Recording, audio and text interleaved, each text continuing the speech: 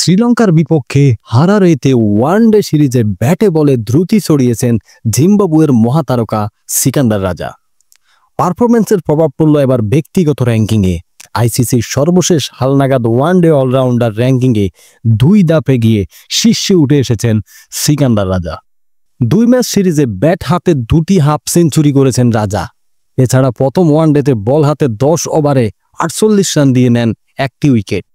এমন পারফরম্যান্সের পর তার রেটিং দাঁড়িয়েছে 302, যার পরিপ্রেক্ষিতে আফগানিস্তানের আজমতুল্লাহ ওমরজাই ও মোহাম্মদ নবীকে টপকে 1 নম্বরে উঠে এসেছেন সিকান্দার রাজা। এছাড়া 249 রেটিং নিয়ে 4-এ আছেন বাংলাদেশি অলরাউন্ডার মেহেদী হাসান মিরাজ। এদিকে ওয়ানডে ব্যাটসম্যানদের র্যাঙ্কিংয়ে উন্নতি হয়েছে সিকান্দার রাজার। তিনি এখন ব্যাটসম্যানদের র্যাঙ্কিংয়ে 9 ধাপে গিয়ে 22 নম্বরে। এদিকে হেডিংলিতে ইংল্যান্ডকে বড় ব্যবধানে হারানোর ম্যাচে 4 উইকেট নেওয়া কেশব মহারাজ বোলিং র্যাঙ্কিংয়ে নিজের শীর্ষস্থান আরও পাকা করেছেন। রেটিং পয়েন্ট তার এখন 690। দ্বিতীয় স্থানে থাকা বোলারের চেয়ে তিনি 31 পয়েন্ট এগিয়ে রয়েছেন। তার আর্কসতীর্থ লুঙ্গি এনগিদি 5 ধাপে গিয়ে 23তম স্থানে।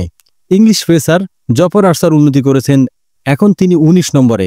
ওডিআই র্যাঙ্কিংয়ে পিছিয়ে পড়ল টি-20 অলরাউন্ডিং র্যাঙ্কিংয়ে 2য় স্থানে উঠে এসেছেন মোহাম্মদ নবী। শারজাতে চলমান ত্রিদেশীয় সিরিজে 3 ম্যাচে 4 উইকেট নিয়ে তিনি ভারতের হার্দিক পান্ডিয়ার পিছনে অবস্থান করছেন।